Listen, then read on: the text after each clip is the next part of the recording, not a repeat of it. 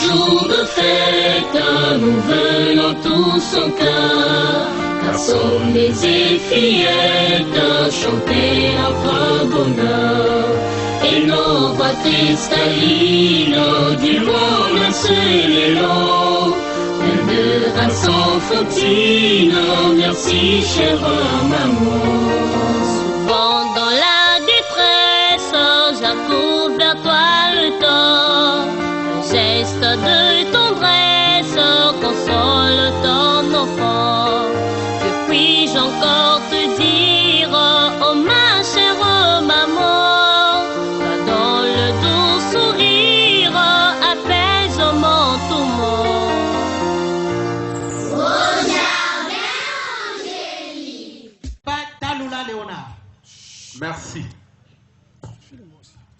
Monsieur le sous-préfet, Monsieur le commissaire, frères et sœurs en Christ, distingués invités, l'heure est arrivée de suivre la prestation de la Pépangèle Séti, la pépinière angélique de la génération Guy-Émile Loufoy Séti-Kouabo.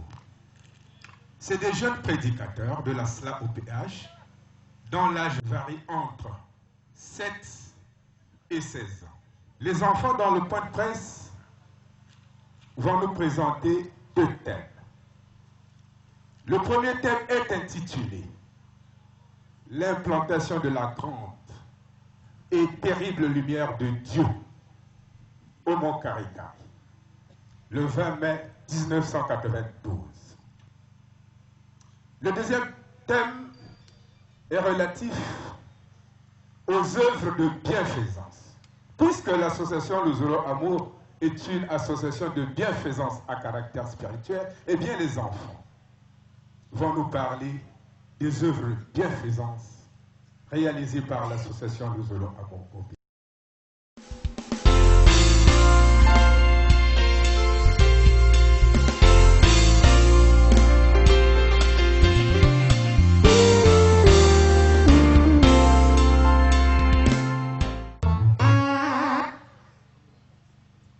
Auditeurs et auditrices de la RTA OPH, bonjour et que Dieu vous bénisse. Je suis la sœur Chitembo Nailom Eminette. Nous voici arrivés à l'heure de notre émission, au cours de laquelle nous parlerons de l'arrivée de la lumière de Dieu au Mont Karikari et des œuvres de bienfaisance réalisées par l'association Le Zolo Amour OPH. Et pour en débattre, nous recevons sur ce plateau 3 invités. Il s'agit le frère Kiindo Brice, membre confirmé de l'OPH. La sœur Chitembo Romélie Sétinette, membre de l'OPH. Monsieur Wissikan Loïc, astrophysicien. Monsieur Kiindo Brice, dans vos prédications, vous dites que l'étoile de David, qui avait guidé les 3 rois mages, là où l'enfant Jésus était né, s'est déplacé et s'est implanté au Mont Karikari. Pouvez-vous nous en parler davantage? Merci Madame la journaliste de m'avoir accordé la parole. Si je comprends bien, vous voulez connaître la portée spirituelle du déplacement de l'étoile de David le 20 mai 1992, n'est-ce pas? Justement. Eh bien, vous êtes sans ignorer que la lumière symbolise la présence de Dieu. Et Dieu est lumière. L'illustration a été faite à la naissance de Jésus, fils de Dieu. Vous savez tous qu'une étoile guida les 3 rois mages, Melchior, Gaspard et Balthazar, de l'Orient à Bethléem, là où l'enfant Jésus était né, comme il est écrit dans Matthieu 2, de 9 à 11. Je cite, et voici. L'étoile qu'ils avaient vue en Orient marchait devant eux jusqu'à ce qu'étant arrivée au-dessus du lieu où était le petit enfant, et elle s'arrêta. Quand ils aperçurent l'étoile, ils furent saisis d'une très grande joie. Ils entrèrent dans la maison, virent le petit enfant avec Marie, sa mère, se prosternèrent et l'adorèrent. Avant de poursuivre votre propos, je voudrais revenir sur ces 3 hommes. Je voulais dire les 3 rois mages, Melchior, Gaspard et Balthazar. Je pense que leur histoire me paraît scientifiquement incohérente. Scientifiquement incohérente? Pouvez-vous être plus explicite? Cherchons d'abord à définir ce que c'est qu'un mage. Le mot mage, en latin magus, a deux significations. La première signification, c'est qu'un mage est un membre de la caste sacerdotale, savante de l'Iran ancien. La deuxième signification, c'est qu'on peut appeler mage une personne versée dans des sciences occultes, c'est-à-dire la magie, n'est-ce pas? Si je comprends bien, ces trois hommes ont longtemps étudié la position et le mouvement des étoiles et lisaient les signes des temps. Mais ce qui me fait plutôt réfléchir, c'est la liaison trop facile faite par la religion entre la présence d'une étoile au-dessus de Bethléem et la naissance, semble-t-il, du Messie, fils de Dieu. Moi, je suis astrophysicien. Et vous savez que le cosmos contient des milliards d'étoiles et parmi lesquelles des milliers en perpétuel mouvement. Si pour chaque déplacement d'une étoile et la naissance d'un Messie, chaque jour de notre galaxie, il y aura des milliers de naissances de Messie. Voilà pourquoi, madame la journaliste, je pense que la religion ignore ou fait ignorer ce qui se passe dans notre voie lactée en entretenant ce genre de récit incohérent. Non, n'exagérez pas. Il n'y a aucune incohérence sous ce qui est écrit dans Matthieu 2, de 9 à 11. Comment ça? Et nous savons très bien qu'après qu'il ait été guidé par l'étoile de David, les trois mages ont bien trouvé l'enfant Jésus, à qui ils ont même fait des présents. Et ils lui ont offert en présent de l'or, de l'encens et de la myrrhe. Essaie de comprendre, ce religieuse. En quelle langue dois-je parler pour me faire comprendre? Notre cosmos contient 200 milliards d'étoiles, et parmi lesquelles des milliers en perpétuel déplacement. C'est pour chaque déplacement d'une étoile, un Messie doit naître. Ben, nous serons peuplés d'innombrables Messies. Voilà pourquoi, madame la journaliste, je répète que je pense que l'histoire des trois rois mages me paraît scientifiquement incohérente. Écoutez, vous voulez tout ramener à la science et vous croyez tout connaître. Ben, si vous croyez tout connaître, dites-nous un peu le nombre de vos incarnations sur Terre. Mais de quoi voulez-vous parler? Ben, vous avez bien compris. Puisque vous croyez tout connaître, eh ben, donnez-nous le nombre de vos incarnations sur Terre. Mais... Ah, ça devient difficile. Mais... Vous dites mais quoi? Ce n'est pas l'homme qui du départ. Et vous connaissez le nombre de vos incarnations sur Ah, Terre? évidemment, c'est difficile. Tout à l'heure, vous nous donnez l'impression de tout connaître. Et nous découvrons que vous ne vous connaissez même pas vous-même. Vous touchez maintenant la limite de l'intelligence humaine, n'est-ce pas? Eh bien, l'incarnation de l'homme sur Terre est maîtrisée par l'Éternel, Dieu créateur du ciel et de la terre. De tout ce qui existe, visible et invisible, de l'homme qu'il a créé à son image et selon sa ressemblance. C'est lui qui a inspiré les Saintes Écritures. Éminent chercheur, permettez-moi de vous prodiguer un petit conseil. Quel conseil? Alors, si vous ne vous connaissez pas vous-même, ne cherchez pas à connaître ce qui dépasse l'intelligence humaine. Je vous apprends en passant que depuis le 20 mai 1992, l'étoile de David qui avait guidé les trois rois mages là où l'enfant Jésus était né, s'est déplacée de l'Orient en Afrique centrale, au Congo-Brazzaville, plus précisément à Kiposika, CFCO, et plus exactement au Mont Karakari. Vous comprenez ça? Excusez-moi de vous interrompre, monsieur. Mais c'est toujours bon. Enfin, madame la journaliste, vous ne m'avez pas fait venir des États-Unis pour me parler des étoiles filantes que j'observe très souvent avec mon stroboscope. Il ne s'agit pas d'une étoile filante. Mais enfin, vous me parlez du déplacement d'une étoile du point A vers le point B. Savez-vous combien d'étoiles naissent émergent chaque jour? Les étoiles naissent de la contraction de vastes nuages interstellaires de matière nébuleuse. Et lorsque leur température devient suffisante, des réactions thermonucléaires s'amorcent dans leur région centrale pour leur permettre de rayonner. Pendant la majeure partie de leur vie, elles tirent toute leur énergie dans la transformation de l'hydrogène en hélium, qu'actuel du Soleil. Et lorsque leur combustible nucléaire s'épuise, elles connaissent une phase explosive, puis subissent une phase ultime d'effondrement gravitationnel qui engendre selon leur masse une étoile à neutrons ou encore un trou noir. Éminence scientifique, laissez-moi expliquer une opinion à son C'est propos. quand même mon domaine. Laissez-moi finir mon Toute ma vie, j'ai étudié le comportement des des astres et des étoiles. Et il y a des choses que je ne pourrais pas laisser passer. Et que diront les scientifiques qui suivent cette émission? Mais enfin, madame la journaliste. Calmez-vous, monsieur. Essayez d'écouter avant de tirer des conclusions hâtives. C'est un choc d'idées et de points de vue. Je disais qu'il ne s'agit ni d'une étoile filante. Il s'agit de l'étoile de David qui avait guidé les rois mages là où l'enfant Jésus était né. Cette étoile s'est déplacée de l'Orient en Afrique centrale, puis s'est installée au Congo-Brazzaville, plus précisément à Kiposiga, CFCO, et plus exactement au Mont Kari. C'est l'accomplissement de la prophétie de Jean, la nouvelle Jérusalem céleste qui descendait du ciel, dont nous parle la Bible dans Apocalypse 21, verset 2, Élisée est descendu au Mont Kari sous la forme d'une grande et terrible lumière qui illuminait toute la montagne.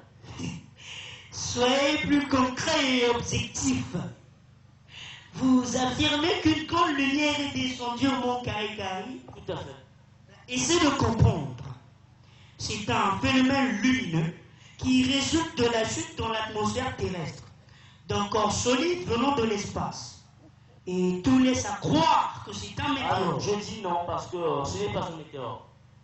Selon vos explications, si ce n'est pas un météore, c'est sans nul doute une comète. Parce que lorsque la comète s'approche du soleil, des glaces se subliment. Des gaz s'échappent entraînant des fragments rocheux et de poussière. Et il se passe une nébulosité diffuse, appelée chevelure. Rendue lumineuse par la lumière solaire, repoussée par le vent du soleil, les ions formés dans la chevelure engendrent la direction opposée à celle du soleil. Une queue bleutée, rectiligne dite queue de gaz, ou encore queue de plasma, laisse une longue traînée de lumière sur plusieurs centaines de millions de kilomètres. Et la description de cet événement observé, semble-t-il aussi, me fait plutôt penser à Les scientifiques, toujours en train de philosopher. Mais rassurez-vous, monsieur, cela dépasse l'intelligence humaine. Écoutez, moi je ne suis pas scientifique. Eh bien, ça se voit. Mais je crois savoir que la luminosité observée pour le cas de météore se limite dans l'espace. C'est le cas d'une étoile filante. De même, la chevelure lumineuse de la comète longue de plusieurs kilomètres est observée dans l'espace. Or, l'étoile de David dont il est question ici est descendue au Mont Kari. Je dis bien descendue au Mont Kari, illuminant la montagne et toute la contrée. Eh bien, il s'agit là de l'accomplissement de la prophétie de Jean. Admettons, comme vous l'affirmez à l'Usolo, que l'étoile de David s'est réellement déplacée. Pourquoi ne s'est-elle pas implantée dans un autre pays du monde? Pourquoi au Congo-Brazzaville et au Mont Kari? Tout à fait. Très bonne question. Tout à l'heure, le frère Kidou vient de le dire, que la nouvelle Jérusalem céleste dans la Bible, dans Apocalypse 21, verset 2, est descendue sous la forme d'une grande et terrible lumière. Mais ce qu'il faut retenir, c'est que le 20 mai 1992, l'Éternel Dieu est descendu avec ses patriarches à la terre de la création du monde, au Congo-Brazzaville. Je voulais dire pays où réside celui dont Jésus parle dans Jean 16, de 10 à 15, le consolateur, l'esprit de vérité. Le consolateur, l'esprit de vérité, pouvez-vous être plus explicite? Mais ce n'est un secret pour personne. La Bible nous dit clairement dans Jean 16, de 10 à 15, qu'avant de repartir chez son Père, Jésus promit envoyer le consolateur, l'esprit de vérité, pour nous conduire dans toute la vérité, n'est-ce pas? Oui, et alors? Mais le consolateur promis par Jésus est venu. Papa Guy-Émile Foy Sétikwabo, l'esprit de vérité. Il a été à la création du monde. Il a créé l'association Luzolo Amour pour propager l'enseignement de l'OPH. À propos de l'association Luzolo Amour OPH, vous la présentez comme une association de bienfaisance à caractère spirituel, n'est-ce pas? Bien sûr, madame la journaliste, l'association Zolo Amour OPH est bien une association de bienfaisance à caractère spirituel. Pouvez-vous nous en parler davantage? Je dois rappeler que l'association Zolo Amour est régie par la loi de 1901.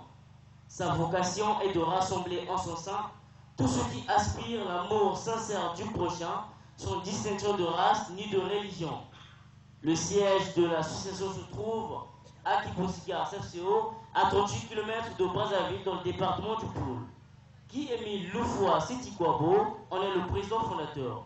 Il est représenté par son délégué permanent, Jean-Pierre Bikindou Bissombolo.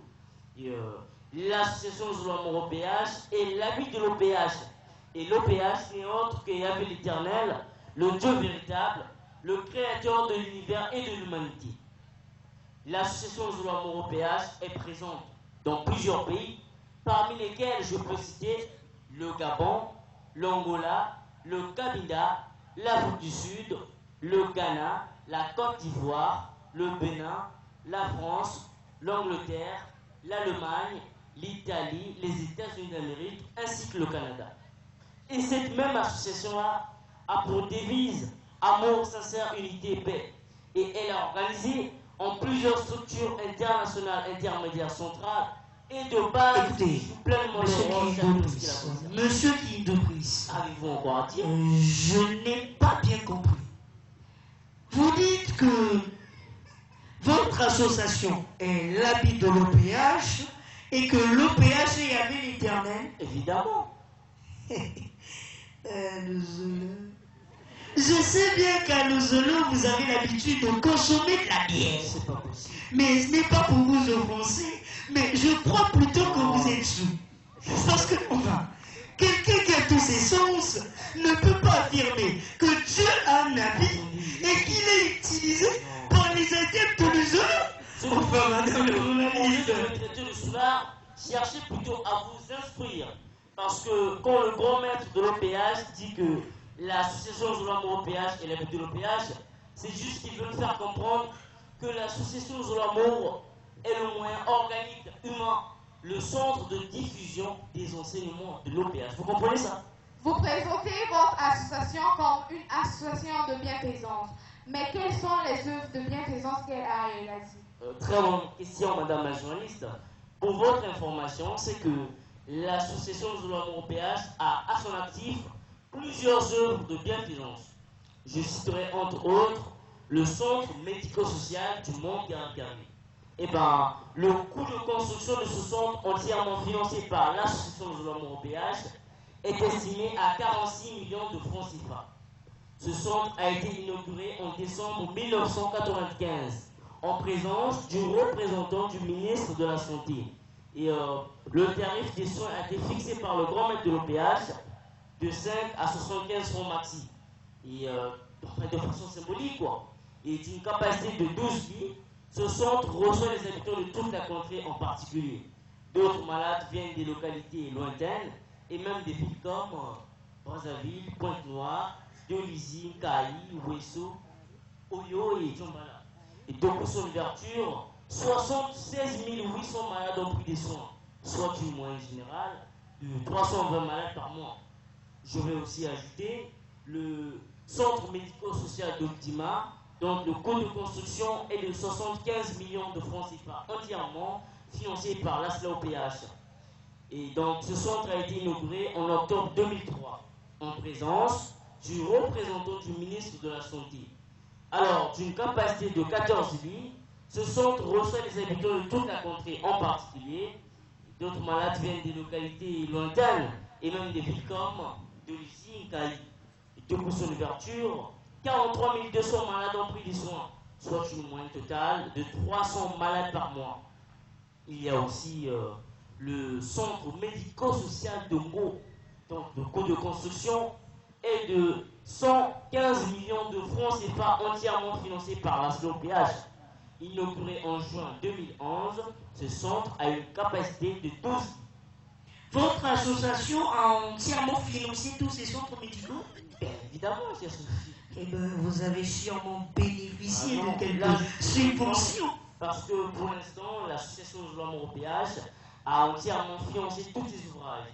Et cependant, elle reste ouverte à tous ceux qui veulent apporter une aide. Franck, y a-t-il d'autres réalisations? Bien sûr, madame la journaliste, pourquoi pas. Par exemple, prenons le cas, il y a aussi le CMS de Pointe-Noire. Donc le coût de construction est de 70 millions de francs CFA, entièrement financé par l'ASLA-OPH.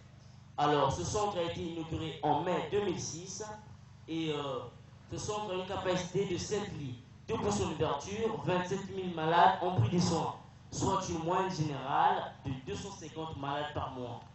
Il y a aussi le semestre de Macaca, donc le coût de construction est de 117 120 350.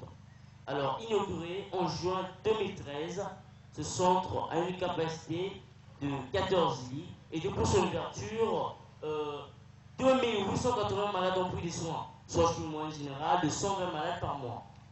C'est pas tout, je veux aussi ajouter le complexe scolaire du Mont-Garizin, situé à 2 km de Kiposigar CFCO. Et ce complexe scolaire doté d'un internat comprend un cycle primaire et un cycle secondaire. Le coût de construction est de 105 millions de francs CFA. Nous avons aussi d'autres réalisations en cours.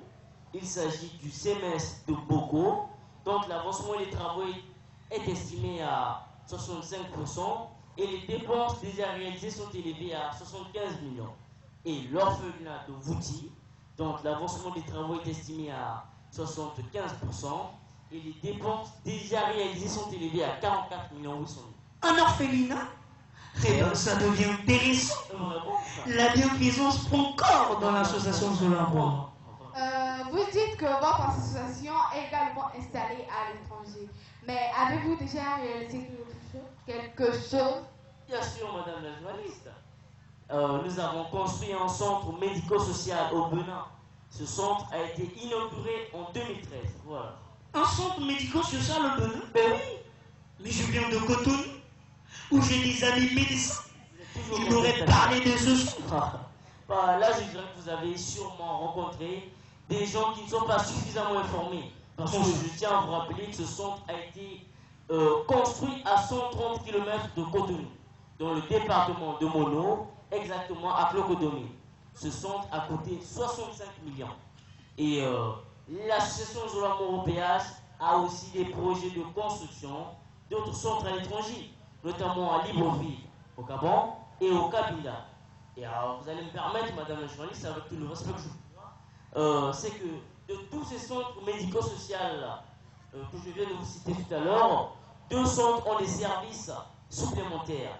Il s'agit du CMS de Pointe-Noire, qui a un service de stomatologie et tomographie, et du CMS de Dima, qui a un bloc opératoire. Merci de nous avoir donné toutes ces précisions sur les œuvres de bienfaisance réalisées par l'association Le Zolamour OPH. Il ne nous reste plus que quelques minutes avant d'arriver au terme de notre émission. Avez-vous quelque chose à ajouter, frère? Bien sûr, madame la journaliste, puisque je ne vais pas quand même terminer sans pourtant parler de nos réalisations dans le domaine des médias. Je vous en prie. L'association Le Zolamour OPH a aussi investi dans le domaine des médias avec une radio à Pointe-Noire qui émet depuis le 1er avril 2006 et couvre un rayon de 100 km. Une radio à Brazzaville, dont le coût de construction est de 37 millions de francs CFA, et une télévision à Pointe-Noire, dont le coût du bâtiment et les équipements sont élevés à 113 700 000. Voilà, madame la journaliste, j'en ai terminé. Monsieur Ntondi, votre mot de la fin. Contrairement à l'idée que je me faisais avant cette émission, l'association Zolamour est une association sérieuse qui mérite d'être encouragée et soutenue. Voilà, tout à fait. En matière de radio, l'heure c'est l'heure. Nous voici arrivés au terme de notre émission. Nous disons merci à nos invités qui nous ont offert un débat de haut niveau. Il s'agit le frère Kindo Brice, membre confirmé de l'OPH, section de Pointe-Noire, section d'entraînement Césarée, sous-section Césarée 5, jeune prédicateur de l'association Zolamour OPH. Merci. C'était la sœur Titebo Romélie Sétinette, membre confirmé de l'OPH, sous-section Oreille 4, section d'arrondissement Oreille, section de Pointe-Noire, jeune prédicatrice de l'association Zolamour OPH. Le frère Wissika Donzi Loïc, membre confirmé de l'OPH, sous-section Césarée 5, section d'arrondissement Césarée, section de Pointe-Noire, jeune prédicateur de l'association Zolamour OPH, dans le rôle de l'astrophysicien. étaient à la réalisation les frères Léonard Talula, Omer Chitebo, Diou Corneille, Kivuvu Destin, Dondi Inès. Devant le micro, votre sœur Chitebo Nailom Eminette, membre confirmé de l'OPH, sous-section Sillon 2, section d'arrondissement Sillon, section de Pointe-Noire, jeune journaliste de l'association Luzolo Amon OPH, qui vous dit au revoir et à bientôt.